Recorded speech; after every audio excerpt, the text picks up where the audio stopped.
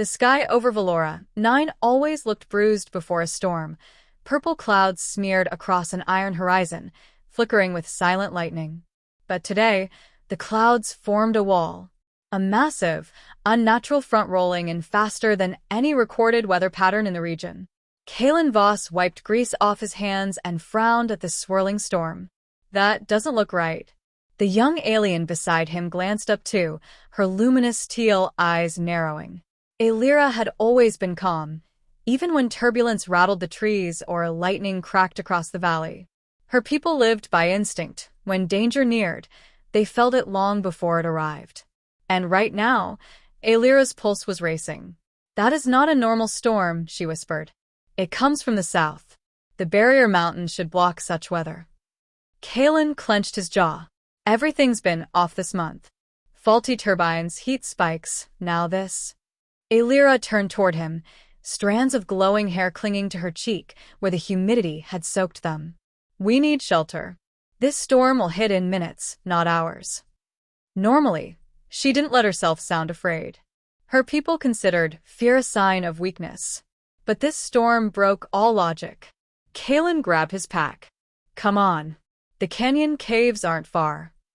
She hesitated only a second, longer than usual, before nodding. And then they ran. The flood arrives too fast. The wind hit first, slamming into them like a fist. Dust and leaves swirled in spirals as they sprinted down the canyon trail. Aelira, lighter and faster, was ahead until she suddenly froze. "Kalen," she whispered. He followed her gaze. A wall of water, at least 20 meters high, barreled around the canyon bend like a living monster. Trees snapped like twigs. Boulders rolled. The roar swallowed the world. "Move!" Kalen grabbed her wrist and pulled hard. The ground shook as the flood sprinted toward them. Aelira stumbled, and he didn't slow. He hauled her forward until she regained her footing and burst into a full sprint. "There," she shouted, pointing to a small cave mouth halfway up the canyon wall. The flood hit the canyon floor behind them, exploding upward in spray. They climbed, scraping hands, bruising knees, just as the water smashed into the rock beneath them, spraying their legs. Kalen shoved Aelira into the cave, then dove in himself. Water thundered past the entrance, like an endless train. Breathing hard, Aelira pressed a hand to the wall. "We would have died down there." "We're not safe yet," Kalen said, because water was pooling inside the cave. Fast. Forced to undress. The cave sloped upward, but the entrance was filling quickly. The water inside was icy, colder than any floodwater had a right to be. Within minutes, it reached their shins. Then their knees. Kalen's heavy jacket dragged heavily, soaked through. His boots were filling. Aelira's woven silica wool tunic clung to her skin, weighing her down. "This water isn't stopping," Kalen said. "We have to move deeper." "We will freeze," Aelira murmured, voice thin. "Your clothes are too heavy. Mine too." He tried to ignore the cold biting into his bones. "We don't have a choice." She stepped closer, her fingers trembling as they touched his sleeve. "Kalen, listen. If your clothes stay wet, your body will lose heat faster than mine. Humans die from cold easily. And if we wait too long, we'll drown easily," he countered. Her glowing eyes softened with desperation. "You must remove anything heavy." "So must I." Her species didn't attach shame or meaning to undressing for survival, but he did, and the situation was already too intense. Too close. Too charged. Still, he nodded slowly. They turned their backs to each other. He shrugged off his soaked jacket. Boots. Vest. Shedding layers until he wore only lightweight underclothes. He heard Aelira doing the same. Quiet movements, fabric slipping, droplets hitting stone. When they turned back around, the cave was dim, illuminated only by the soft blue glow from the bioluminescent threads in her garments. Her eyes met his, and something unspoken thrummed between them. But there was no time to linger. "Let's move," he said hoarsely. They climbed hand over hand toward the upper tunnel. The cave begins to collapse. As the water rose behind them, Kalen pulled Aelira into a narrow passage. The The stone was slick, his fingers burned from gripping jagged edges. Aelira, though built for agility, trembled from the cold. "Are you okay?" he asked. Yes. My body manages cold better. But you?" He cut her off. "Just keep moving."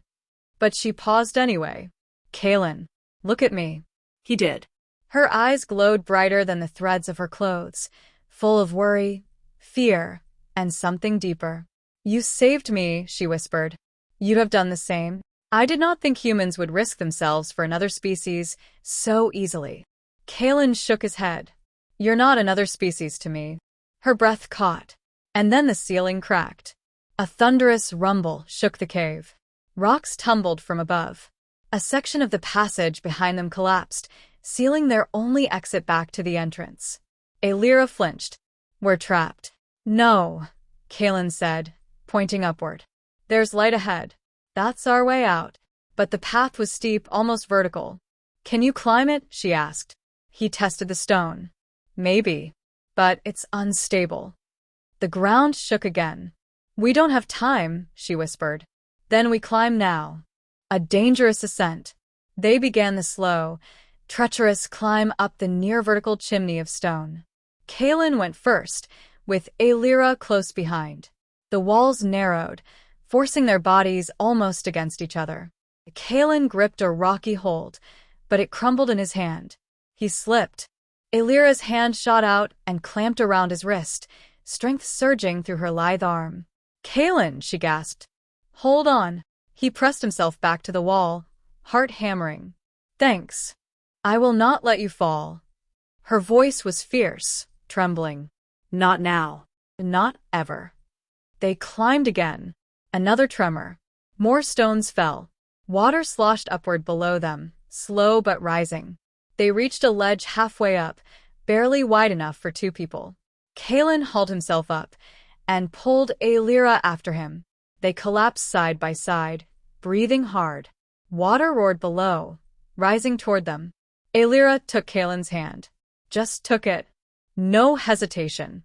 "Kaelin," he turned toward her. "When I first met you," she said softly, "I only saw a curious human who fixed broken things. But the more time I spent with you, the more something changed in me." He froze. "And I try to stop it," she whispered. "Because we are not meant to." A boulder crashed below them, silencing her. "We need to keep climbing," Kaelin said. But her hand didn't let go. The confession interrupted by death. They climbed again, higher, faster. The top of the chimney glowed faintly. Daylight. Freedom. But as they neared it, the rumbling intensified. Aelira looked down. "Kaelin, the whole cave is collapsing." "Then we climb faster." They reached the final edge, but a huge slab of rock blocked the exit. Kaelin braced his shoulder and pushed. Nothing. He pushed harder until his muscles screamed. "It will not move," Aelira whispered. "It has to move."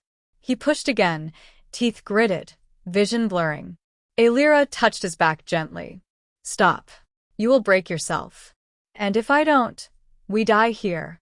She stepped beside him. "Then we move it together." He met her eyes, filled with stubborn determination and something deeper. They pressed their palms against the stone and pushed. Nothing. Then, a crack. The slab shifted a centimeter. Again, Kaelin panted. They pushed. Crack.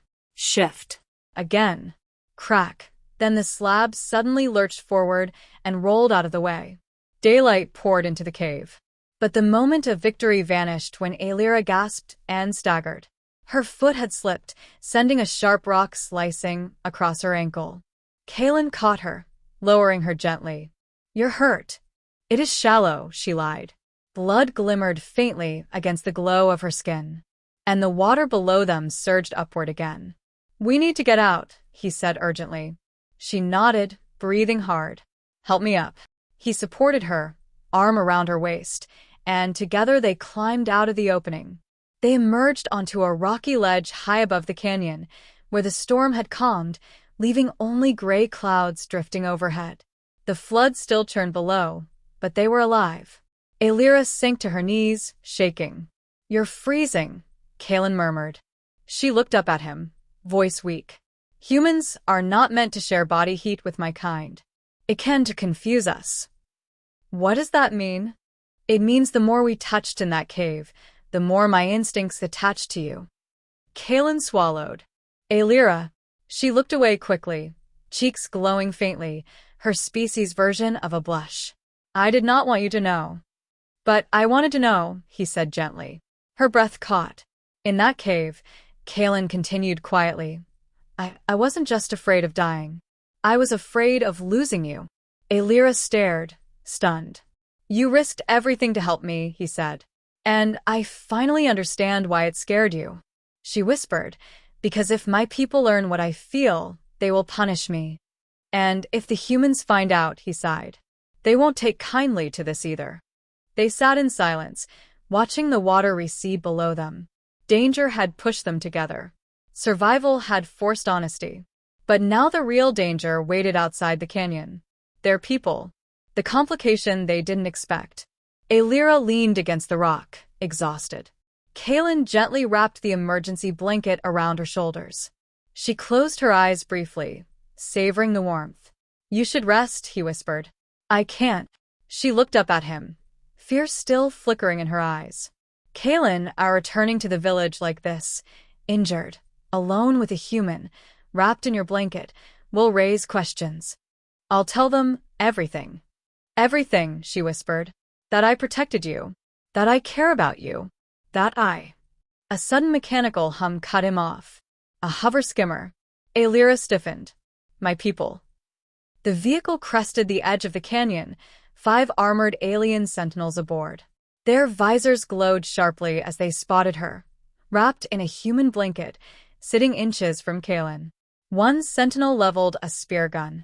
Step away from the girl, human. Kahani raised his hands slowly. She's injured. The cave collapsed. Lies, another sentinel barked. You kidnapped her. You forced proximity. You. Alira suddenly stood, gripping the blanket tightly. Enough, she shouted. Her voice cracked through the air like lightning. The sentinels froze. Alira limped forward, eyes blazing. This human saved my life. I would have drowned without him. Alira, the lead guard said cautiously. You know the law. Humans and our kind must not. I know the law, she hissed, but I also know what happened. He risked his life. He protected me. He cared for me. The guards glanced at each other uneasily. And if you punish him, she continued fiercely, you punish me as well. Kahani's breath caught. She had just tied her fate to his. One of the guards finally lowered his weapon. We will escort you both safely.